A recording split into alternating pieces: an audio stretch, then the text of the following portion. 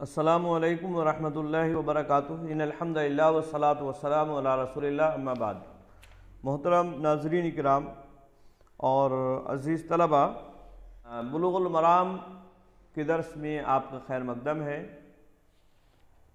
باب المواقیت چل رہا ہے۔ اس سے پہلے اس باب کی 3 احادیث آپ کے سامنے رکھی گئیں۔ حضرت ابو برزہ الاسلمی رضی اللہ تعالیٰ عنہ کی حدیث آج ہم پڑھیں گے۔ چنانچہ مؤلف کہتے ہیں وعن ابی برزہ الاسلمی رضی اللہ تعالیٰ عنہ قال کان رسول اللہ صلی اللہ علیہ وسلم یصلی العصر ثم یرجع احدنا الى رحلہ فی اقصى المدینة والشمس حیۃ وکان یستحب ان یؤخر من العشاء وکان یکرہ النوم قبلها والحدیث بعدها وَكَانَ يَنْفَطِلُ مِنْ صَلَاةِ الْغَدَاةِ حِينَ يَعْرِفُ الرَّجُلُ جَلِيسَهُ وَكَانَ يَقْرَأُ بِالسِّتِّينَ إِلَى الْمِئَةِ مُتَّفَقٌ عَلَيْهِ وَعِنْدَهُمَا مِنْ حَدِيثِ جابر رضی اللہ تعالیٰ عنہ وَالْعِشَاءَ أَحْيَانًا يُقَدِّمُهَا وَأَحْيَانًا يُؤَخِّرُهَا إِذَا رَآهُمْ اجْتَمَعُوا أَجَّلَ وَإِذَا رَآهُمْ أَبْطَأُوا أَخَّرَ وَالصُّبْحَ كَانَ النَّبِيُّ صلی اللہ علیہ وسلم يُصَلِّيهَا بِغَلَسٍ ولمسلم من حدیث ابی موسیٰ رضی اللہ تعالیٰ عنہ فاقام الفجر حینا شک الفجر والناس لا یکاد یعرف بعضهم بعضا۔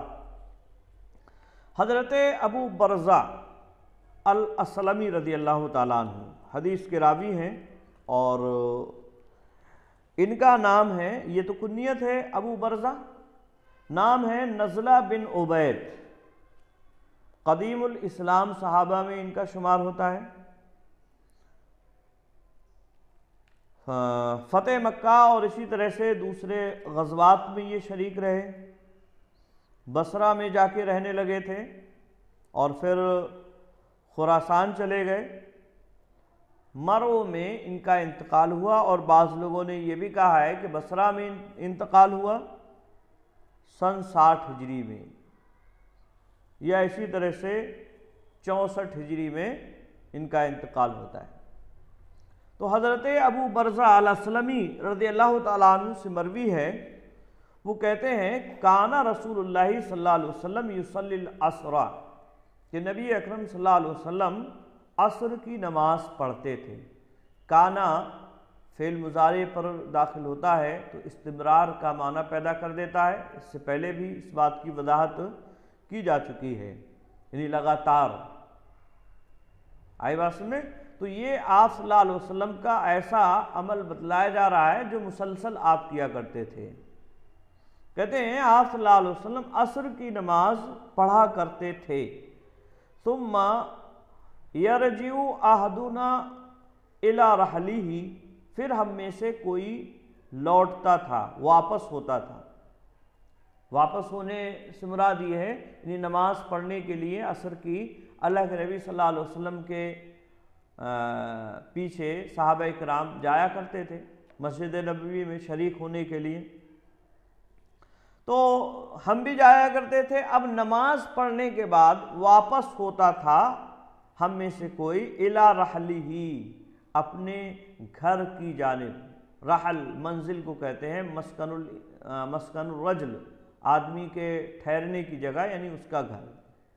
تو آدمی اپنے گھر کی جانب واپس جاتا تھا فی اقصی المدینۃ، مدینہ کی انتہائی دوریوں میں، یعنی جو مدینہ کی دور ترین جو دوریاں ہیں وہاں جایا کرتا تھا۔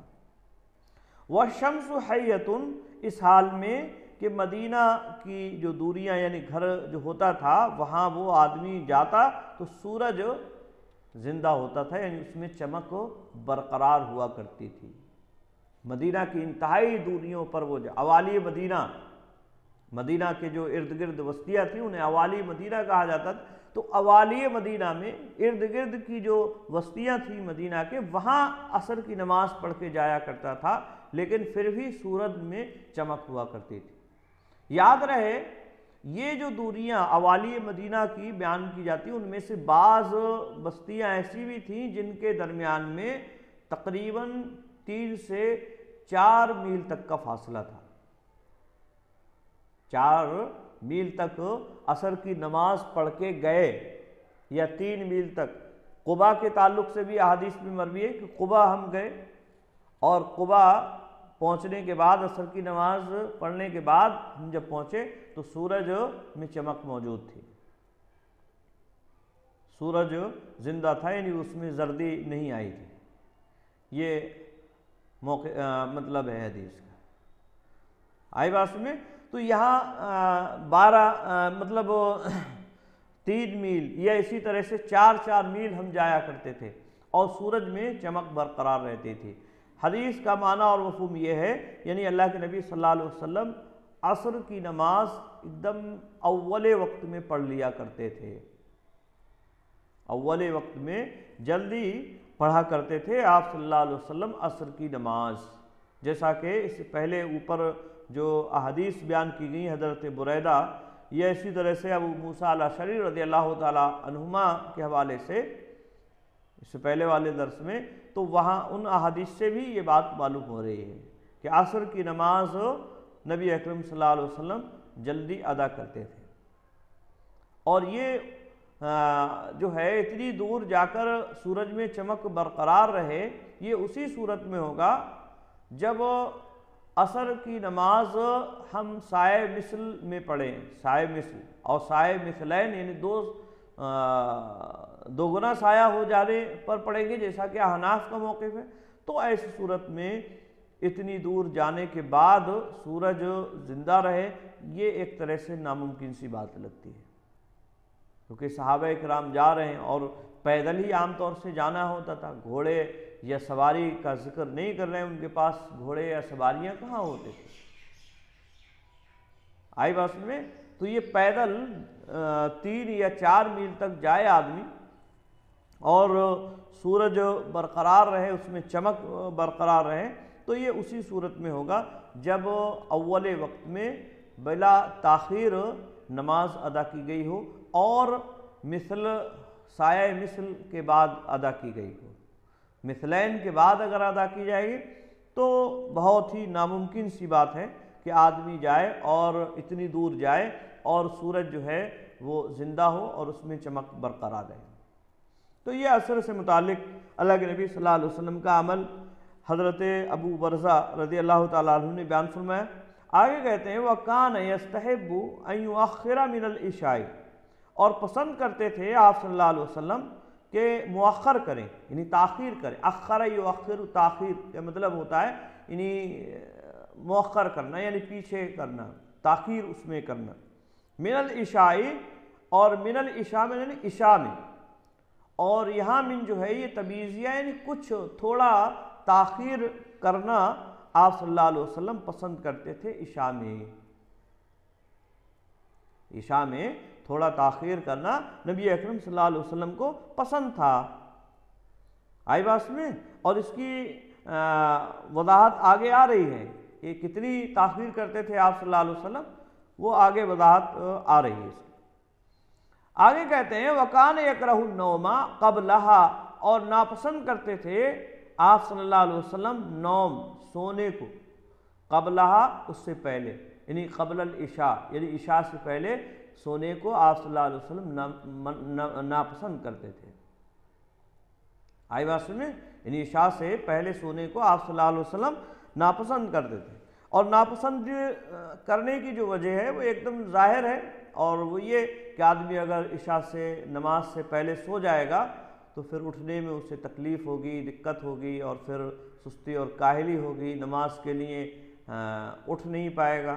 اور اگر اٹھ بھی گیا تو نیند سے بھرا ہوا رہے گا, تو اس کا دماغ جو ہے اسی جانب رہے گا, نماز میں دل جمعی کے ساتھ وہ نماز ادا نہیں کر پائے گا.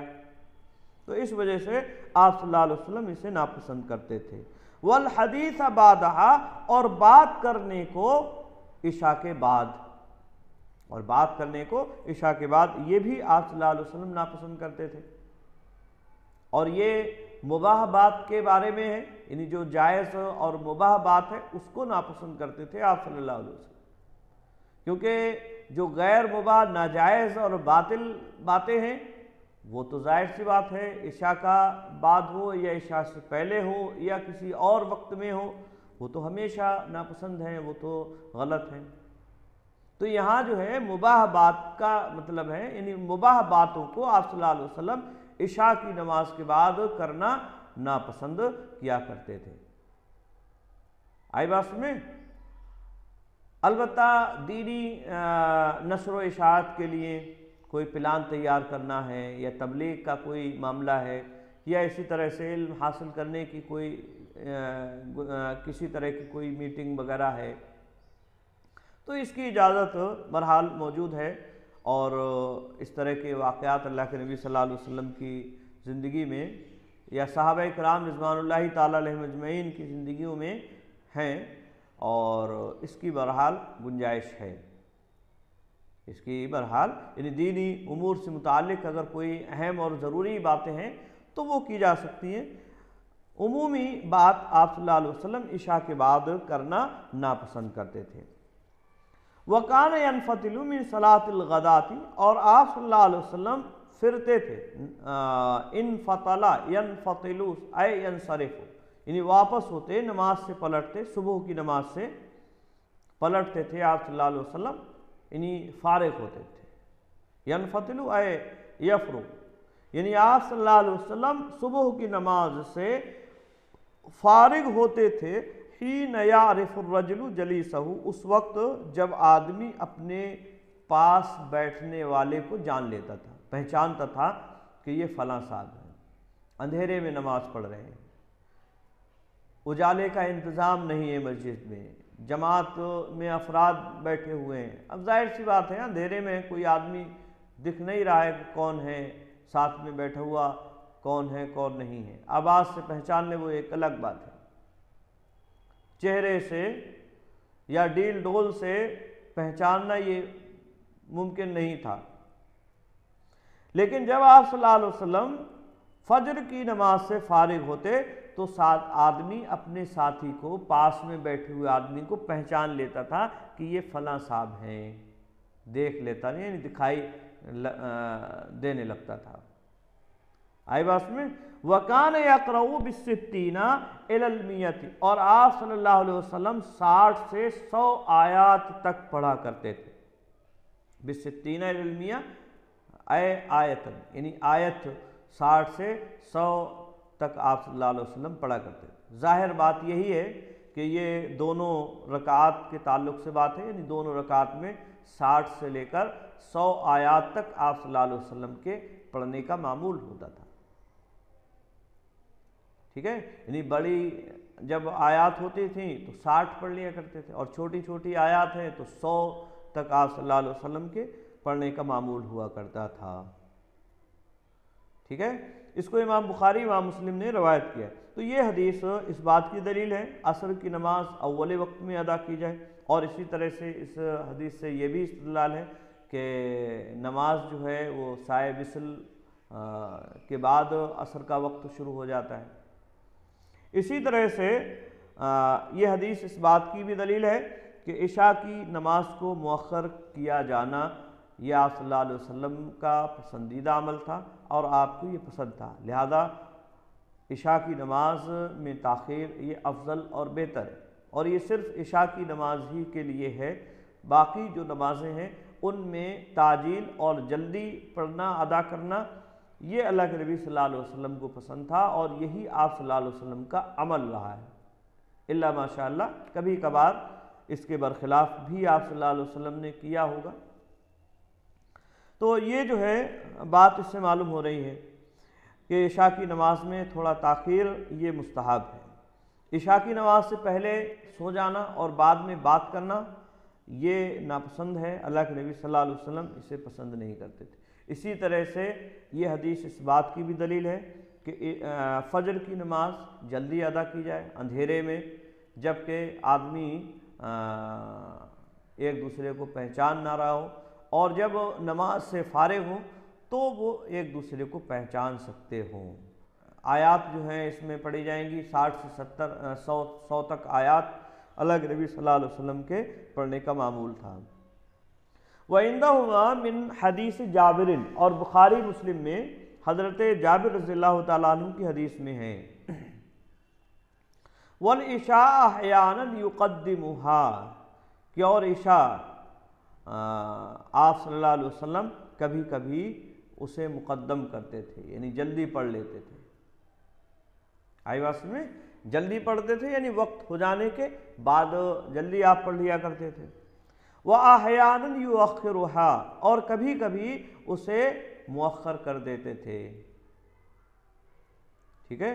اور یہ تقدیم یا تاخیر کب ہوا کرتی تھی اس کی وضاحت کرتے ہوئے فرماتے ہیں اِذَا رَآهُمْ اجْتَمَعُوا عَجَّلَ، جب آپ صلی اللہ علیہ وسلم انہیں دیکھتے کہ اکٹھا ہو گئے ہیں وہ، عجلا تو جلدی کرتے، یعنی صحابہ کرام نماز کے لیے مسجد میں آ گئے ہیں، دیکھا کہ ہاں سارے لوگ موجود ہیں تو جلدی کر لیا کرتے تھے تاکہ انتظار ان کے لیے مشقت اور پریشانی کا باعث نہ ہو جائے اور جلدی جا کے آرام کر لیں۔ تو یہ اصل میں آپ صلی اللہ علیہ وسلم کا معمول۔ وَإِذَا رَآهُمْ أَبْطَأُوا، اور جب آپ دیکھتے کہ وہ پیچھے رہ گئے ہیں، أَخَّرَ تو تاخیر کر دیا کرتے تھے۔ تو أَبْطَأُوا تو یہاں جو ہے مطلب پیچھے رہ گئے ہیں، اگر دیکھتے آپ صلی اللہ علیہ وسلم کہ وہ پیچھے رہ گئے ہیں یعنی صحابہ کرام، أَخَّرَ تو پھر آپ صلی اللہ علیہ وسلم تاخیر کر دیتے تھے اور انتظار کرتے تھے۔ صحابہ کرام سے آپ صلی اللہ علیہ وسلم کا کیا معاملہ ہوتا تھا اور حسن معاشرت آپ صلی اللہ علیہ وسلم کی اس حدیث سے معلوم ہو رہی ہے، اور یہ بھی معلوم ہو رہا ہے کہ صحابہ کرام رضوان اللہ تعالیٰ علیہم اور علیہم اجمعین اور امت کی بھلائی کے آپ صلی اللہ علیہ وسلم کس قدر خواہش مند تھے، ان کی پریشانی کو رفع کرنے کے آپ صلی اللہ علیہ وسلم کس قدر خواہش مند تھے کہ اگر دیکھتے کہ ہاں لوگ اکٹھا ہو گئے ہیں تو پھر نماز کو جلدی پڑھ لیا کرتے تھے آپ صلی اللہ علیہ وسلم عشاء کی نماز میں، حالانکہ آپ کو تاخیر سے پڑھنا پسند تھا، لیکن دیکھا کہ ہاں لوگ اکٹھا ہو گئے تو جلدی ہی پڑھ لیا، اور اگر اکٹھا نہیں ہوئے ہیں تو انتظار کر لیا کرتے تھے آپ صلی اللہ علیہ وسلم۔ تو یہ حسن معاشرت آپ صلی اللہ علیہ وسلم کا اور لوگوں کی جو بھلائی ہے اس کے لیے کس قدر آپ صلی اللہ علیہ وسلم خواہش مند تھے، یہ بات اس حدیث سے معلوم ہو رہی ہے۔ آگے کہتے ہیں وَصُبْحَ كَانَ النَّبِيُّ صلی اللہ علیہ وسلم يُصَلِّيهَا بِغَلَسٍ، اور صبح کی نماز آپ صلی اللہ علیہ وسلم غلس میں پڑھتے تھے۔ غلس تاریکی کو کہتے ہیں، جب فجر کی ظاہر ہوتی ہے اور جو رات کی تاریکی ہوتی ہے تو اسی وقت کو، یعنی بالکل ابتدائی وقت، آئی بات میں، یعنی سواد الفجری و ظلمت ہو، فجر کی تاریکی اور اس کی ظلمت، اور یہ فجر کے اول وقت میں ہوتی ہے۔ تو فجر کی جو نماز ہے وہ اول وقت میں آپ صلی اللہ علیہ وسلم پڑھتے تھے، اور اول وقت میں پڑھتے تھے کا مطلب کیا ہے، یعنی اول وقت ہی میں آپ صلی اللہ علیہ وسلم نماز شروع کر دیتے تھے۔ اب اس میں 60 سے لے کر 100 آیات تک پڑھ رہے ہیں تو پھر وہ لمبی قرات ہوا کرتی تھی، ترتیل کے ساتھ آپ صلی اللہ علیہ وسلم کے پڑھنے کا معمول تھا، اور اتنی دیر ہو جاتی تھی کہ وہ تاریکی ختم ہو جاتی، یہاں تک کہ ساتھی اپنے دوسرے ساتھی کو پہچان لیا کرتا تھا جب آپ صلی اللہ علیہ وسلم نماز سے فارغ ہوتے تھے۔ آئی بات میں؟ تو یہاں جو ہے فارغ ہونے کا جو وقت ہے وہ بھی حدیث سے معلوم ہو رہا ہے، یعنی اس وقت نماز سے فارغ ہو رہے ہیں آپ صلی اللہ علیہ وسلم جب آدمی اپنے ساتھی کو پہچان لیا کرتا تھا، جبکہ غلس میں آدمی ایک دوسرے کو نہیں پہچان پائیں گے، اندھیرا ہے، اندھیرے میں کیا معلوم کون ہے کون نہیں۔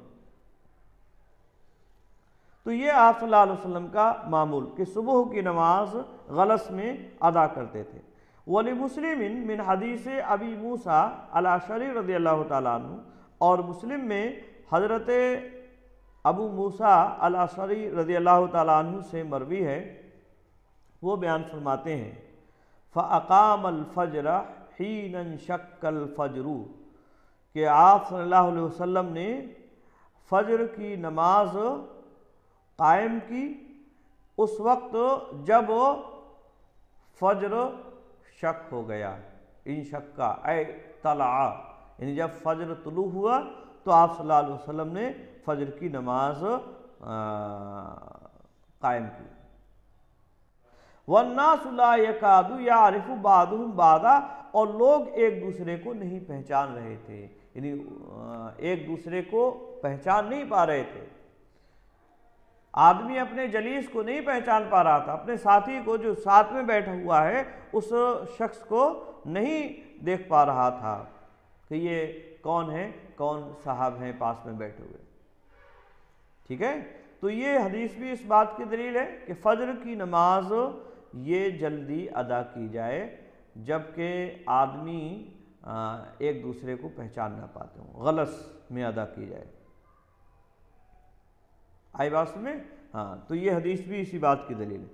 اسی طرح سے ایک اور حدیث ہے، وان رافع بن خدیج رضی اللہ تعالیٰ عنہ قال كنا نصلي المغرب مع رسول اللہ صلی اللہ علیہ وسلم فينصرف احدنا وانه ليبصرنا مواقع نبله متفق علیہ۔ حضرت رافع بن خدیج رضی اللہ تعالیٰ عنہ سے مروی ہے، اور رافع بن خدیج ان کی کنیت ابو عبداللہ ہے۔ جنگ بدر میں یہ شامل نہیں ہو سکے تھے چھوٹے ہونے کی وجہ سے، احد اور اس کے بعد جو جنگیں ہوئی ہیں ان میں شریک رہے۔ 73 میں یا اسی طرح سے 74 ہجری میں ان کا انتقال ہوا ہے، 86 سال کی عمر میں۔ تو حضرت رافع بن خدیج رضی اللہ تعالیٰ عنہ سے مروی ہے، وہ کہتے ہیں کنا نصلی المغرب مع رسول اللہ صلی اللہ علیہ وسلم، کہ ہم رسول اللہ صلی اللہ علیہ وسلم کے ساتھ مغرب کی نماز پڑھتے تھے۔ فینصرف احدنا، تو ہم میں سے کوئی فارغ ہوتا نماز سے، ینصرف پھرنا ہوتا ہے، پلٹنا ہوتا ہے، اور یہاں جو ہے نماز سے فارغ ہونا۔ فینصرف احدنا، ہم میں سے کوئی فارغ ہوتا نماز سے، وَإِنَّهُ لَيُبْصِرُ مَوَاقِعَ نَبْلِهِ، تو بے شک وہ اپنے تیر گرنے کی جگہوں کو دیکھ لیتا تھا، یعنی اتنی جلدی فارغ ہوتے نماز سے کہ تیر گرنے کی جو جگہ ہے، تیر پھینکا جا رہا ہے تو وہ تیر کہاں گر رہا ہے اس کو جان لیتے تھے، دیکھ لیتے تھے کہ ہاں یہ تیر اس جگہ گرا ہے۔ ٹھیک ہے، تو یہ حدیث اس بات کی دلیل ہے کہ مغرب کی نماز یہ بھی جلدی ادا کرتے تھے آپ صلی اللہ علیہ وسلم، اور جیسے ہی سورج غروب ہوا فوراً آپ صلی اللہ علیہ وسلم چھوٹی چھوٹی آیات اور صورتیں جو ہیں اس میں پڑھا کرتے تھے۔ قصار مفصل میں جو چھوٹی چھوٹی صورتیں ہیں آخری پارے کی، ان کو آپ صلی اللہ علیہ وسلم کا معمول عام طور سے یہی تھا کہ وہ قصار مفصل کی صورتیں مغرب کی نماز میں پڑھا کرتے تھے۔ یاد رہے، اور یہ چھوٹی صورتیں ہوتی تھی اور جلدی بھی آپ صلی اللہ علیہ وسلم اس مغرب کی نماز کو ادا کرتے تھے، جیسا کہ احادیث میں اس بات کی بھی وضاحت موجود ہے کہ اذان کے بعد مغرب سے پہلے عام طور سے صحابہ اکرام کا 2 رکعات سنت مغرب پڑھنے کا بھی رواج تھا۔ آپ صلی اللہ علیہ وسلم نے اس کا حکم بھی دیا ہے، آپ صلی اللہ علیہ وسلم کا عمل بھی ہے، یعنی گویا کہ سنت تقریری اور قولی اور فعلی تمام سنتوں سے یہ عمل ثابت کہ آپ صلی اللہ علیہ وسلم نماز مغرب سے پہلے اذان مغرب کے بعد 2 رکعات نماز بھی پڑھا کرتے تھے، اور صحابہ اکرام آپ کے سامنے پڑھا کرتے، پھر بھی اتنی جلدی مغرب کی نماز آپ صلی اللہ علیہ وسلم پڑھ رہے ہیں۔ آج ہمارے یہاں جو ہے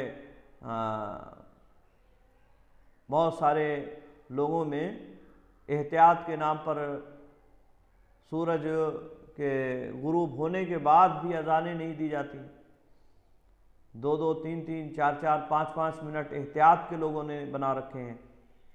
تو یہ جو ہے طریقہ سنت نبوی کے خلاف ہے، اور سنت کا طریقہ یہ ہے کہ مغرب کی نماز میں تعجیل اور جلدی کی جائے، یعنی وقت جیسے ہی ہوا اور اس کو جو ہے ادا کیا جائے۔ آئی بات میں؟ اور اس میں جو ہے تاخیر نہیں کی جائے کسی بھی طرح کی۔ تو یہ جو تاخیر لوگ کرتے ہیں یہ صحیح اور درست نہیں ہے۔ اسی طرح سے ایک اور حدیث، وعن عائشہ رضی اللہ تعالی عنہ قالت آتم النبی صلی اللہ علیہ وسلم ذات لیلۃ بالعشاء حتی ذهبت عامۃ اللیل ثم خرج فصلى وقال انه لوقتها لولا ان اشق على امتی، رواہ مسلم۔ حضرت عائشہ رضی اللہ تعالی عنہ سے مروی ہے، وہ بیان فرماتی ہیں آتم النبی صلی اللہ علیہ وسلم ذات لیلۃ بالعشاء۔ آتم اور اس کا معنی ہے ابتع و اخرا، یعنی تاخیر کی نبی اکرم صلی اللہ علیہ وسلم نے ایک رات بالعشاء، عشاء میں، یعنی عشاء کی نماز آپ صلی اللہ علیہ وسلم نے تاخیر سے پڑھی ایک رات۔ تو ایک معنی یہ ہے اس کا، اور یہ جو ہے ایتام سے ہے، اور ایتام کا مطلب ہوتا ہے اتما میں داخل ہونا، اتما، اور اتما کہتے ہیں جو ثلث اول کی تاریکی ہوتی ہے، رات کی تہائی رات کی جو تاریکی ہوتی ہے اس تاریکی کو اتما کہا جاتا ہے۔ شفق کے غائب ہونے کے بعد جو ثلث اول رات ہے نا، تو اس کی جو تاریکی ہوتی ہے اس کو کہا جاتا ہے۔ تو اس تاریکی میں داخل ہوئے آپ صلی اللہ علیہ وسلم، یعنی گویا کہ رات کا ثلث اول گزر گیا، تب آپ صلی اللہ علیہ وسلم نے نماز کو ادا کیا، عشاء کی نماز۔ کہتی ہیں حتیٰ ذہبت عامۃ اللیل، یہاں تک کہ بہت ساری رات گزر گئی۔ عامۃ اللیل اے کثیر منہ، یعنی رات کی بہت رات گزر گئی، تو یعنی رات جو ہے کافی گزر گئی، زیادہ نہیں بلکہ کافی کے معنی میں یہاں ہوگا۔ عامۃ مطلب کافی رات گزر گئی۔ ثم خرج، پھر آپ صلی اللہ علیہ وسلم نکلے، فصلی، اور پھر آپ نے نماز پڑھی، یعنی عشاء کی نماز۔ وقال، اور آپ نے فرمایا انہ لوقتها، یہی اس کا وقت ہوتا، یعنی عشاء کی نماز کا یہی وقت ہوتا۔